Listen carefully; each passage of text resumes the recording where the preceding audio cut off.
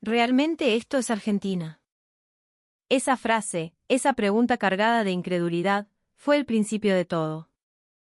En los pasillos sagrados de una prestigiosa universidad londinense, un grupo de estudiantes de élite, futuros amos del universo financiero, se preparaban para conquistar el mundo.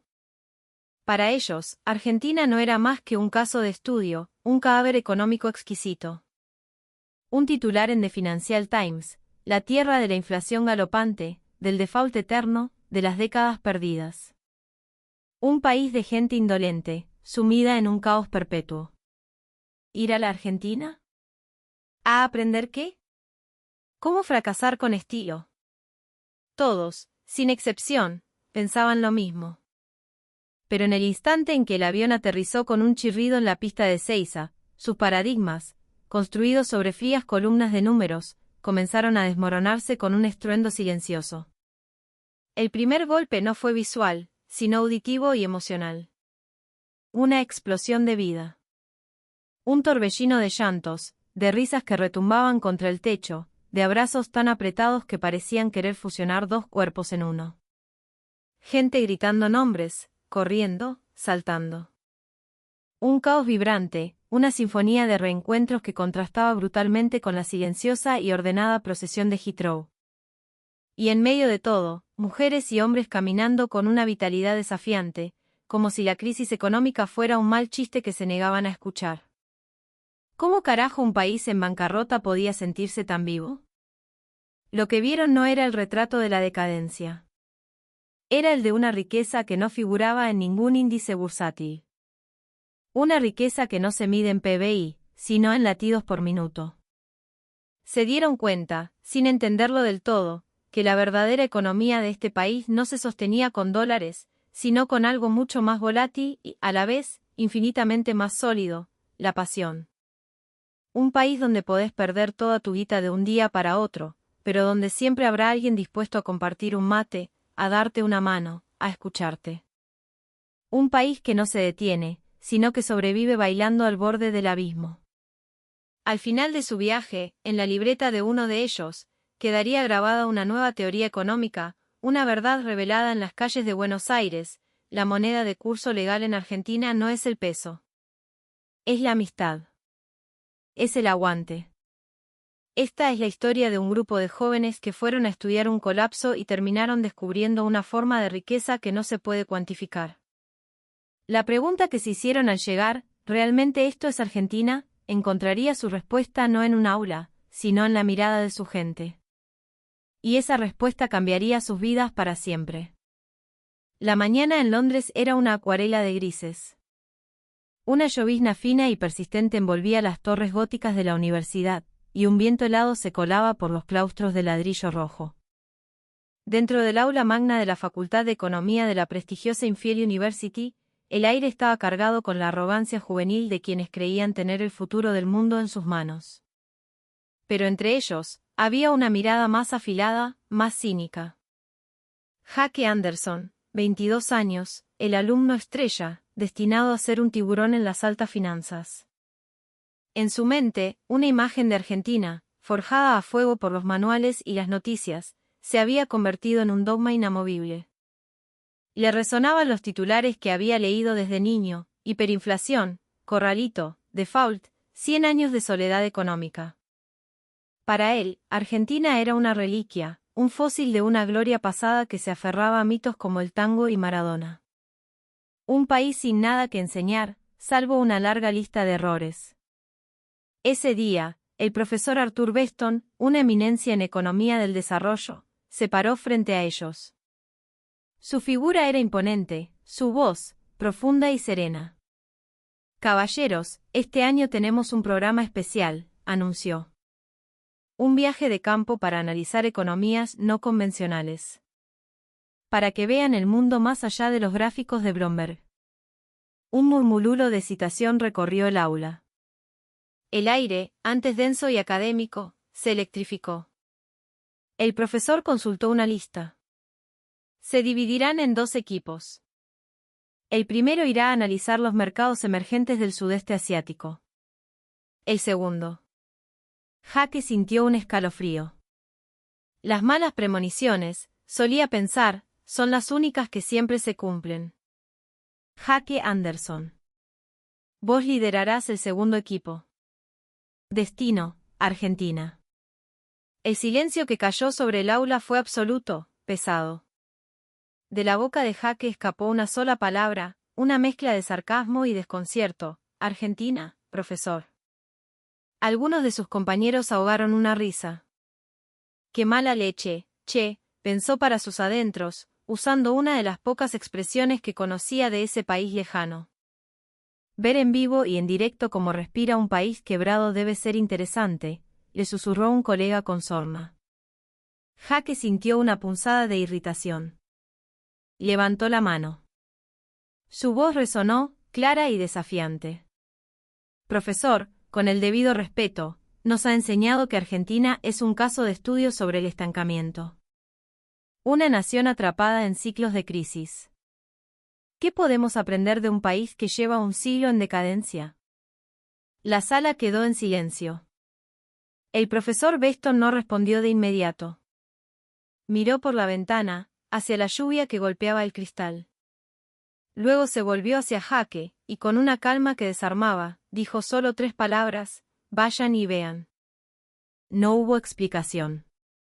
No hubo sermón. Solo esa frase, corta y pesada como una piedra, que quedó rebotando en la mente de Jake. Al salir de clase, sus pasos eran pesados. Vayan y vean. ¿Qué clase de respuesta era esa? Argentina no era un sujeto de estudio, era una autopsia. Aún así, algo en la simpleza de esa orden lo inquietaba. Se dirigió a la biblioteca y buscó el Anuario Económico Mundial más reciente. Los números estaban ahí, fríos e implacables. Inflación de 3 dígitos, PBI en caída libre, riesgo país por las nubes. Cifras rojas, todas rojas. Pero al final de cada informe, una pequeña nota al pie, casi invisible, repetía una palabra desconcertante: resiliencia. Resiliencia. Eso no era lo mismo que estancamiento. Sin darse cuenta, Jake se quedó mirando la página, inmóvil. Afuera, el atardecer teñía de naranja las nubes grises y el Big Ben sonaba a lo lejos. Suspiró profundamente y vio su propio reflejo en el cristal de la ventana. Vayan y vean. La frase ya no sonaba como una orden, sino como un desafío. Y él todavía no lo sabía, pero al final de ese viaje, esas 3 palabras se le clavarían en el pecho con un significado completamente nuevo y revolucionario. El avión de British Airways descendió a través de un manto de nubes grises y aterrizó en Ezeiza bajo una luz matinal lechosa y húmeda. Apenas se apagó la señal del cinturón de seguridad, Jake fue testigo del primer fenómeno que destrozó sus preconceptos. No hubo una estampida ordenada y silenciosa como en Europa. Hubo una explosión. Un torrente de gente se abalanzó hacia los compartimentos superiores, hablando a los gritos, riéndose, ayudándose a bajar valijas ajenas con una familiaridad desconcertante. Nadie pedía permiso, pero nadie se enojaba. Era un caos cooperativo. La imagen del caos latinoamericano que traía en la cabeza se hizo añicos y se recompuso en algo distinto, algo que no entendía. Pero el verdadero impacto llegó en la sala de arribos. ¡Qué quilombo!, susurró para sí mismo, probando la palabra. No era suciedad, no era desorden. Era una abrumadora, ensordecedora humanidad. Familias enteras, abuelos, tíos, nietos, se apretujaban contra las vallas. Y cuando las puertas automáticas se abrían, se desataba el drama. Hombres corpulentos llorando a moco tendido al abrazar a sus hijos. Madres que emitían gritos agudos de pura felicidad. Amigos que se recibían con insultos cariñosos y abrazos que tronaban espaldas. Jake se quedó paralizado. Nunca en su vida había visto tal despliegue de emoción en público. En Inglaterra, un reencuentro se sellaba con una palmada en el hombro y un "Good to see you". Aquí, parecía una escena de una ópera de Verdi. Mientras esperaba su valija, observó otro ritual inexplicable. En la cinta transportadora, las maletas no giraban en un limbo indiferente. Un empleado, un hombre de unos 50 años con bigote y una remera de los Rolling Stones, las agarraba una por una, las giraba para que el asa quedara hacia afuera y las alineaba prolijamente en el suelo. Lo hacía sin que nadie se lo pidiera, sin que nadie lo mirara, silbando un tango. Jake no podía creerlo. En su país, las valijas eran proyectiles lanzados sin piedad. Aquí, un tipo le estaba mostrando un respeto casi ceremonial a un objeto inanimado. Esto no puede ser, murmuró. En un país supuestamente indolente, ¿por qué alguien se tomaría esa molestia? Un empleado del aeropuerto, con una sonrisa que parecía genuina, se le acercó al ver su cara de desconcierto. Su inglés era imperfecto, pero su intención era cristalina. ¿Necesitas algo, campeón? La palabra, campeón, lo descolocó. Nadie lo había llamado así en su vida. Sintió una extraña calidez. Esto no está en ningún manual de atención al cliente, pensó. La duda comenzó a germinar en su mente, como una maleza en su jardín de certezas. ¿Cómo un país económicamente devastado podía mantener este nivel de cuidado humano, este respeto invisible en los pequeños detalles? Al salir por la puerta principal, el aire húmedo y denso de Buenos Aires lo golpeó en la cara. Afuera, el caos continuaba.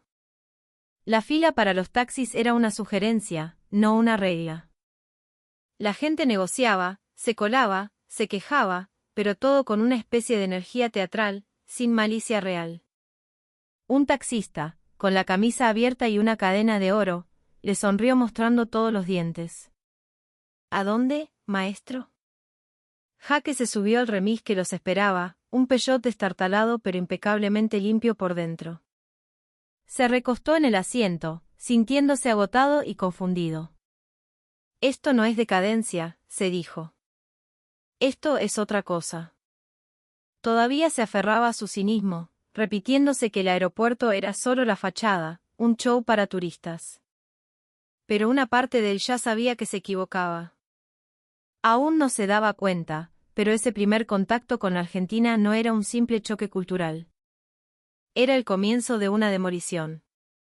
El viaje en bondi desde Seiza hacia el centro de Buenos Aires fue una inmersión violenta y reveladora en la verdadera naturaleza del país. Olvídense de los autobuses silenciosos y climatizados de Europa. Esto era un bondi de la línea 8, un monstruo metálico que parecía haber sobrevivido a varias guerras, decorado con calcomanías de Gilda y el gauchito Gil. Adentro, el aire acondicionado era una utopía, el calor y la humedad se mezclaban con el olor a gasoil y a perfume barato. Y la música. El chofer, un hombre con anteojos de sol y una panza que desafiaba la gravedad, había convertido la cabina en una discoteca rodante. La cumbia sonaba a un volumen demencial, los parlantes distorsionaban los bajos, pero a nadie parecía importarle. De hecho, una señora mayor tarareaba la canción mientras tejía. Jake se aferró a la barra, sintiendo cada pozo, cada grieta del asfalto. El viaje no era un deslizamiento suave, era una batalla contra la física. El chofer no conducía, domaba a la bestia. Frenadas bruscas, aceleraciones que te pegaban al asiento, maniobras que desafiaban las leyes de la física y el código de tránsito. Pero en medio de ese caos motriz, ocurría algo milagroso. Un hombre joven, con auriculares y cara de pocos amigos, se levantó sin que nadie se lo pidiera para cederle el asiento a una mujer embarazada. Un vendedor ambulante subió a ofrecer pañuelitos, y aunque pocos le compraron, varios le dieron una moneda y le dijeron, «Suerte, maestro». Dos desconocidos, un obrero de la construcción y una oficinista, entablaron una conversación apasionada sobre el último partido de River, como si se conocieran de toda la vida. Jake, acostumbrado al silencio sepulcral y a las miradas perdidas del subte de Londres, estaba alucinado. Esto no era un medio de transporte, era un ecosistema social en movimiento. Nadie se miraba con desconfianza. Había una corriente subterránea de solidaridad, una aceptación tácita de que todos estaban en el mismo barco, o en este caso, en el mismo bondi destartalado. Miró por la ventanilla. El paisaje no era el de una ciudad pulcra y ordenada. Era un collage de edificios señoriales con la pintura descascarada, paredes cubiertas de grafitis políticos y murales artísticos espectaculares, cables colgando enredados como enredaderas de alquitrán. No había ni una sola superficie limpia y monótona. Todo contaba una historia. Todo vibraba. Y no había basura. O, mejor dicho, no había basura tirada en la calle.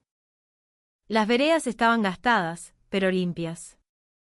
Los basureros rebalsaban, sí, pero nadie tiraba un papel al suelo. Jake recordó las calles de Londres después de un día de sol, cubiertas de latas y envoltorios. Aquí, en medio de una supuesta crisis terminal, existía un código de conducta no escrito. ¿Cómo puede ser?, le susurró a Harold, su compañero.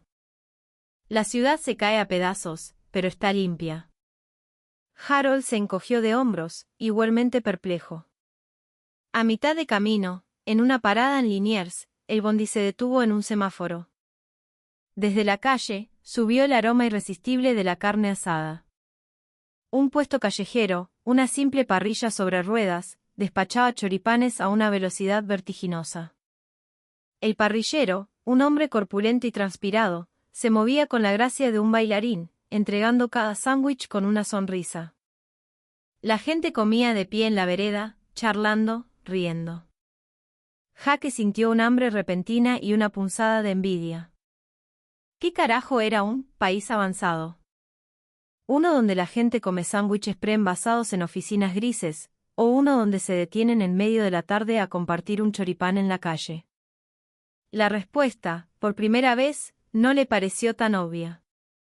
El bondi arrancó de nuevo, con el eco de la cumbia y el olor a chimichurri impregnados en el aire. Jake se dio cuenta de que no estaba observando el colapso de un país. Estaba presenciando su inexplicable, caótica y hermosa forma de seguir viviendo. El atardecer en Buenos Aires era de un color ocre, casi melancólico. El sol se filtraba entre los edificios de la Avenida de Mayo, tiñendo de dorado las cúpulas parisinas y las fachadas cubiertas de hollín. El ruido de la ciudad, un zumbido constante de bocinas, motores y voces, debería haber sido estresante. Sin embargo, tenía un ritmo, una musicalidad que a Jake le resultaba extrañamente reconfortante. Al llegar al hotel en el centro, fue recibido por un coro de «buenas tardes» del personal del lobby. No era la deferencia robótica de un hotel de 5 estrellas en Europa. Era una bienvenida cálida, casi familiar. Las sonrisas no eran parte del uniforme, parecían nacer de un lugar genuino. Dejó sus cosas en la habitación, impecable, con muebles antiguos pero bien cuidados, y sintió una necesidad imperiosa de caminar, de sumergirse en esa contradicción andante que era la ciudad. Salió solo. Las calles bullían de gente. Y aquí vino el segundo gran shock, los cafés. Estaban repletos. Bares notables con mozos de monito que parecían detenidos en el tiempo, cafés modernos con jóvenes trabajando en sus laptops. Todos llenos. ¿Pero cómo? Con una inflación del 100%, ¿quién podía permitirse salir a tomar un café? La lógica económica que había estudiado durante años se hacía humo ante sus ojos. La gente no parecía deprimida ni angustiada. Hablaban con gestos ampulosos, reían a carcajadas, discutían de política con una pasión que rozaba la agresión, pero que terminaba en un abrazo. Se tocaban constantemente. Un beso en la mejilla para saludar, un brazo sobre el hombro del amigo, una mano que buscaba la de la pareja. El contacto físico era el lenguaje por defecto. Jake se sentó en la terraza de un bar en la esquina de Corrientes y Callao, y pidió un café. El mozo, un hombre mayor con ojos cansados pero amables, le dejó la taza y le dijo, «Disfrútelo, joven». Y se quedó ahí, observando.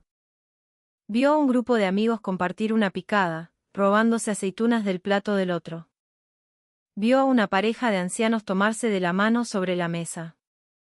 Vio a un hombre leyendo el diario en papel, subrayando noticias con una virome. Eran postales de una normalidad que, según sus libros de texto, no debería existir. Entonces sucedió. Un hombre que se levantaba de una mesa cercana tropezó y su billetera se cayó al suelo, abierta, desparramando billetes devaluados por la vereda. El hombre ni se dio cuenta y siguió caminando. Jake se preparó para ver a alguien agacharse y guardar el dinero. Era lo lógico, lo que la teoría del «sálvese quien pueda» dictaba en una crisis. Pero no pasó eso. Una chica muy joven, que pasaba por ahí, recogió la billetera, juntó cada uno de los billetes, corrió tras el hombre y le tocó el hombro. «Señor, se le cayó esto». El hombre se dio vuelta, sorprendido. Miró la billetera, miró a la chica, y su cara se transformó. «Gracias, piba. Me salvaste la vida». No había cámaras, no había policía. Solo un acto de honestidad anónima y espontánea. Jake sintió que se le hacía un nudo en la garganta. Esto era lo que el profesor Beston quería que viera. La verdadera infraestructura de un país no son sus rutas ni sus edificios. Es la confianza invisible que une a su gente. La certeza de que, aunque el Estado te falle, aunque la economía te destruya, el tipo que se sienta al lado tuyo en el café no te va a robar la billetera. Al contrario, va a correr para devolvértela.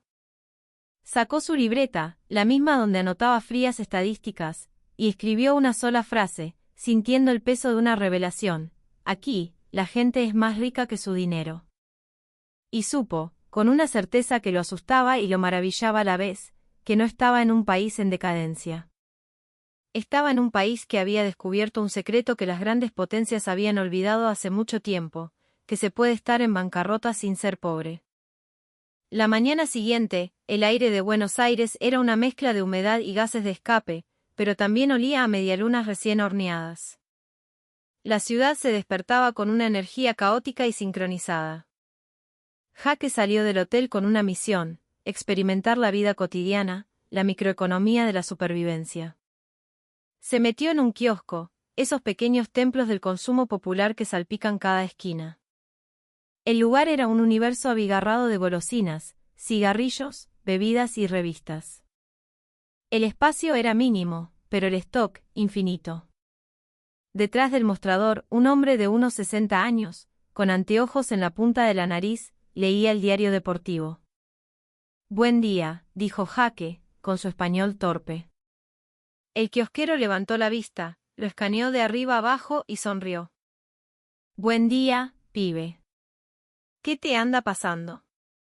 La pregunta lo desarmó. No era un «¿qué desea?». Era una invitación a la conversación.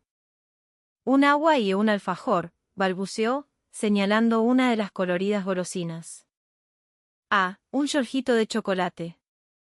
«Buena elección, clásica». «¿Turista vos?». «Sí, de Londres». «¿De Londres?». «Mirá vos». «¿Y qué onda? ¿Te gusta este quilombo o extrañás la puntualidad de los trenes?». Jake se rió. «Esto es diferente». «Diferente, claro. Acá no tenemos la guita de ustedes, pero nos sobra chamullo. Son 50 pesos. Va, deja, por ser inglés y elegir un yorjito, te lo regalo. Probá y después me contás».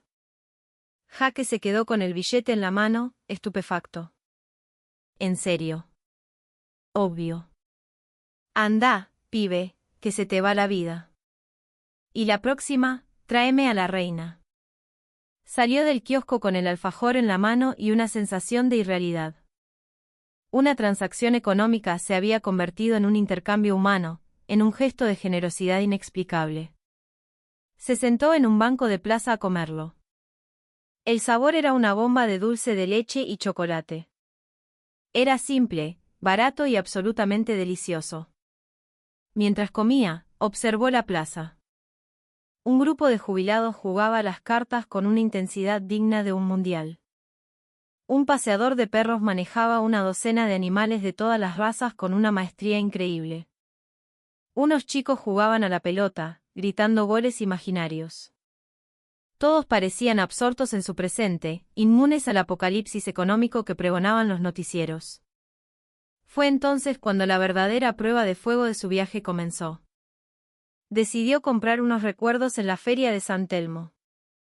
El lugar era un laberinto de puestos que vendían antigüedades, artesanías de cuero, mates y camisetas de fútbol. El regateo era parte del ritual. Se sintió vivo, participando en ese juego. Encontró una vieja camiseta de la selección argentina, la del 86, y decidió comprarla.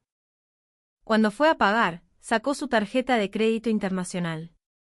El vendedor, un artesano con manos curtidas y barba de 2 días, la pasó por un pequeño lector conectado a su celular. La pasó una vez. No pasa, maestro. La pasó de nuevo. Rechazada. El corazón de Jaque empezó a latir más rápido. Probó con otra tarjeta. Mismo resultado. Se dio cuenta de que se había quedado casi sin efectivo, confiado en el plástico. El pánico empezó a subirle por la espalda. Estaba solo, en medio de una multitud, en un país cuya economía era un campo minado, y no tenía cómo pagar. Se sintió vulnerable, estúpido. El extranjero arrogante, perdido sin su red de seguridad financiera. El vendedor lo miró, y en lugar de enojo, vio comprensión en sus ojos. Tranquilo, pibe. Suele pasar. Estas porquerías andan cuando quieren. No tenés un peso partido al medio. Jaque negó con la cabeza, sintiendo la cara arder de vergüenza. Estaba a punto de disculparse y marcharse, derrotado, cuando un hombre que estaba en el puesto de al lado, un tipo que vendía mates, se acercó. Había escuchado toda la conversación. Era robusto, con una remera de una banda de rock y un tatuaje en el brazo. Che, flaco, le dijo al vendedor. Cóbrame a mí lo del pibe. Después me lo devuelve cuando pueda.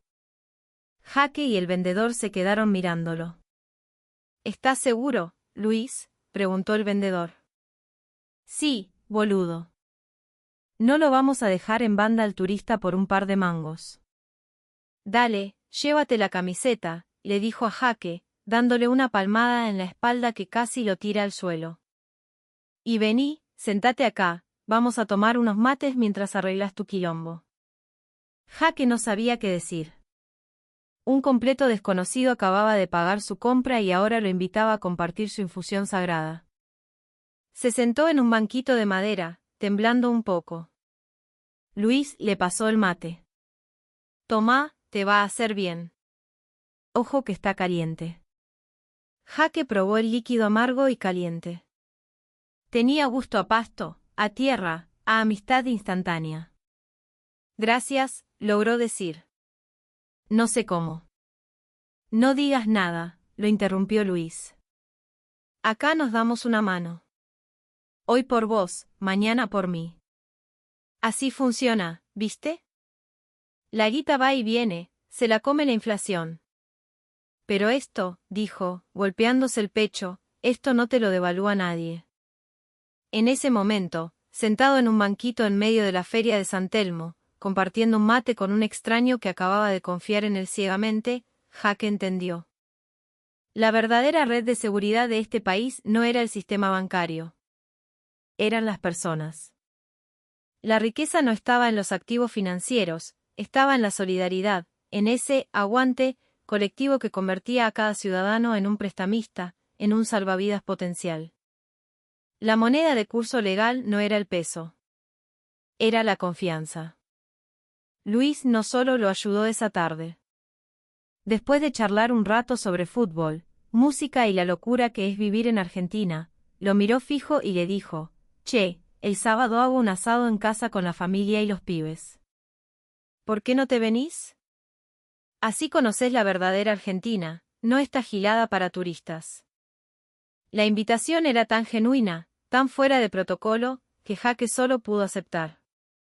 El sábado, con una botella de vino bajo el brazo y una mezcla de nerviosismo y curiosidad, tomó un taxi a Mataderos, un barrio obrero, lejos de los circuitos turísticos. La casa de Luis era modesta, de una sola planta, con un pequeño patio en el fondo donde ya humeaba la parrilla. Apenas entró, fue absorbido por un torbellino de afecto.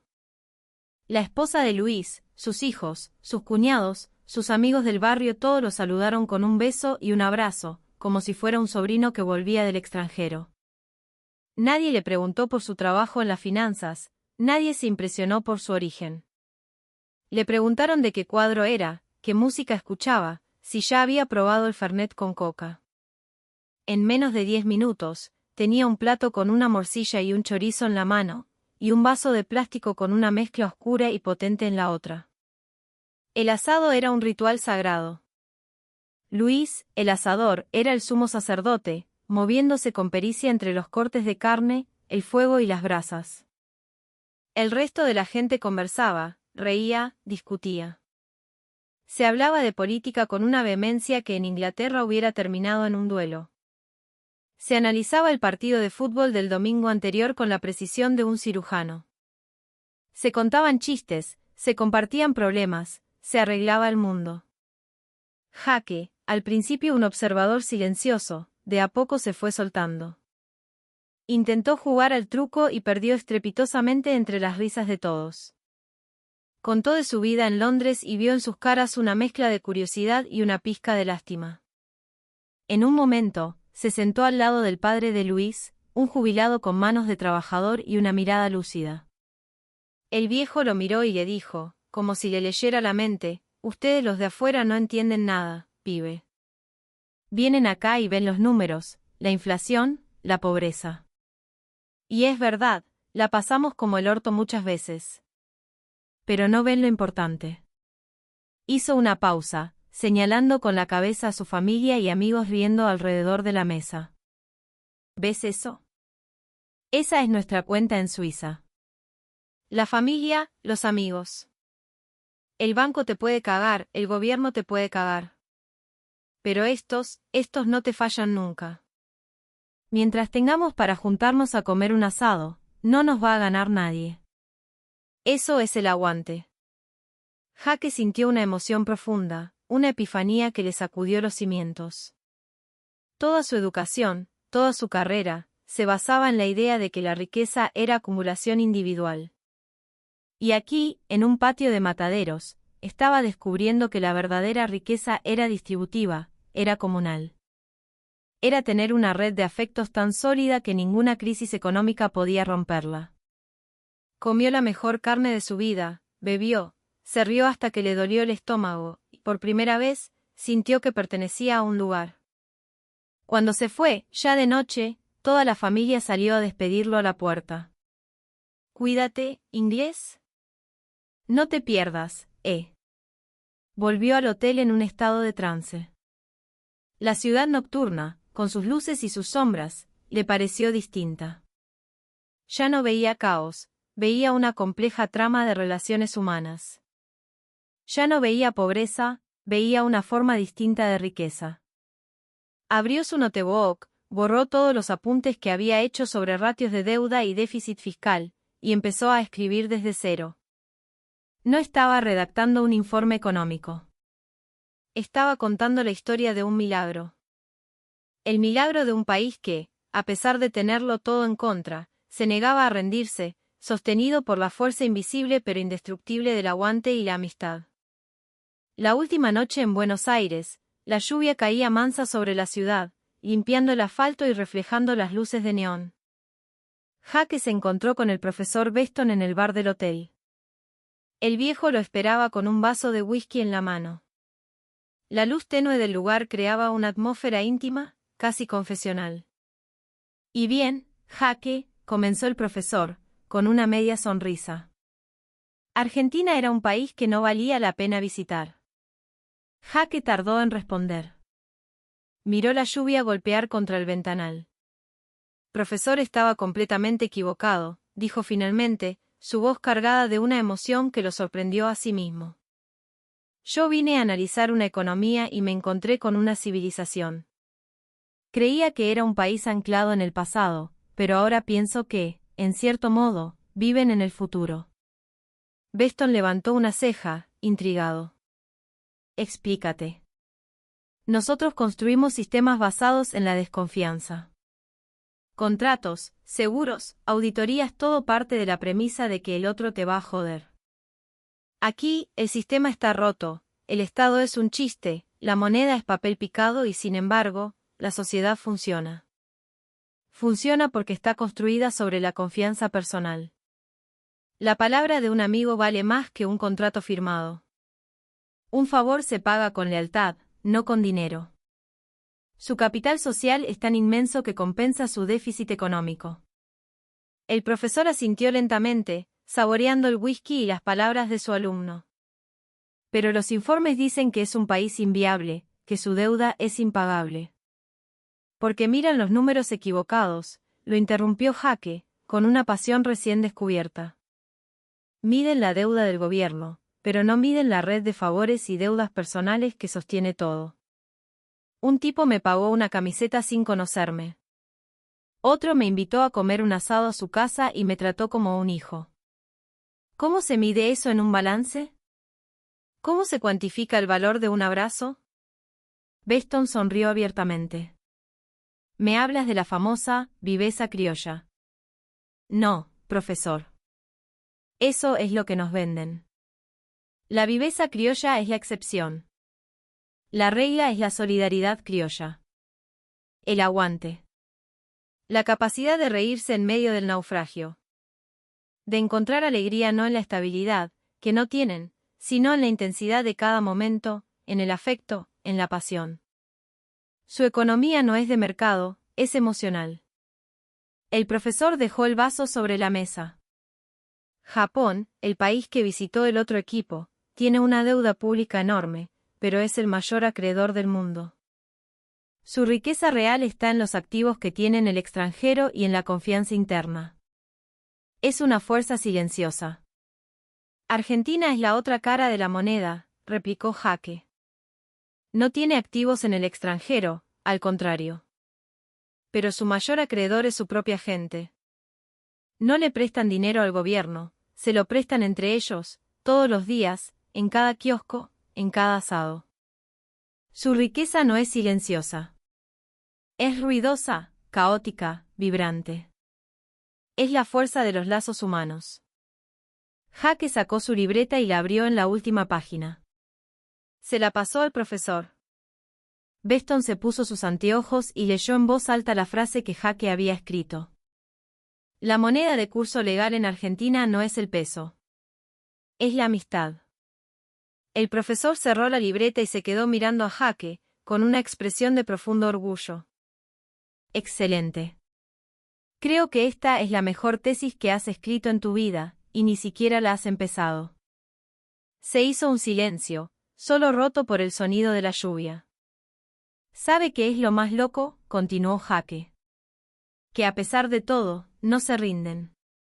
Siguen creyendo. Siguen apostando por este país imposible. Hay una especie de fe irracional, una esperanza que desafía toda lógica. Es admirable y es demencial al mismo tiempo. Quizás, dijo el profesor, apurando su whisky, la verdadera riqueza no es tenerlo todo resuelto, sino tener siempre un motivo para seguir peleando. Afuera, la lluvia amainó. La ciudad, lavada y brillante, parecía respirar hondo. Vayan y vean, susurró Jake, para sí mismo. Tenía razón.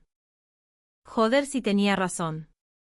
El viaje había terminado, pero la verdadera lección apenas comenzaba.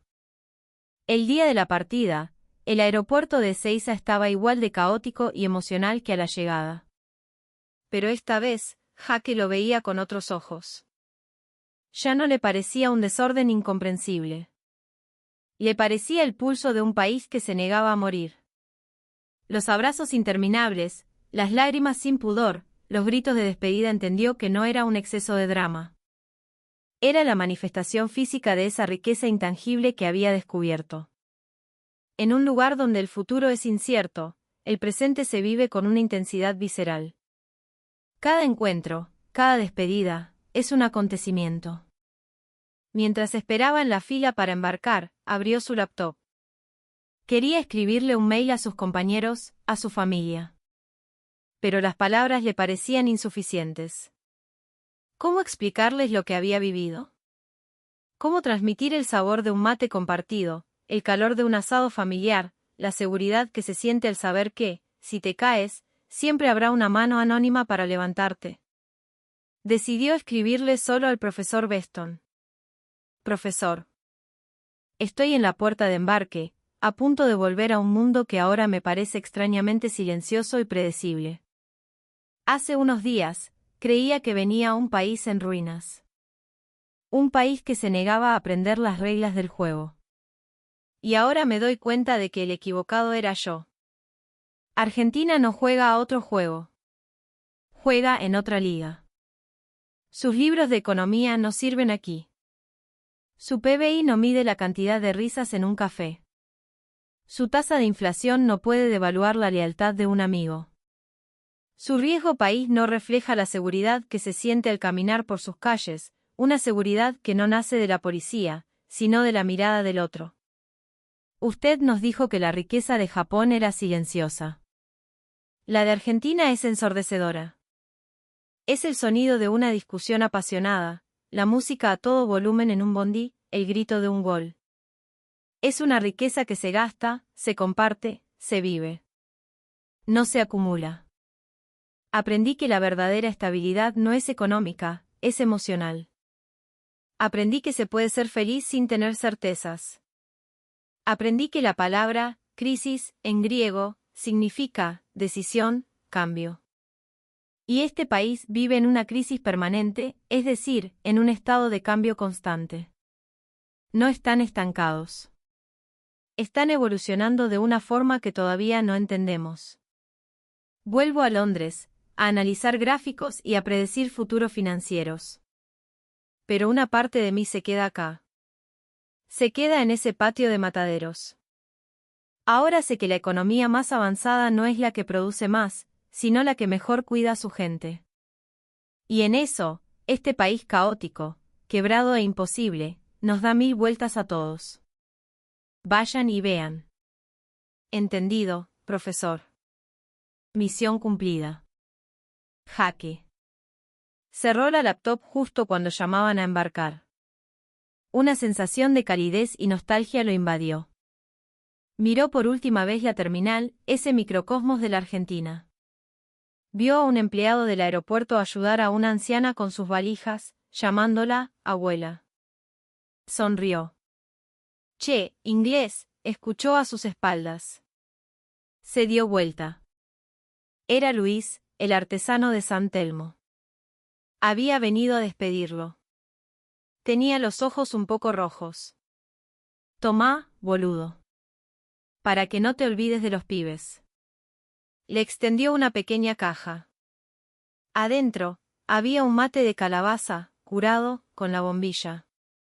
Jaque se quedó sin palabras. Se abrazaron.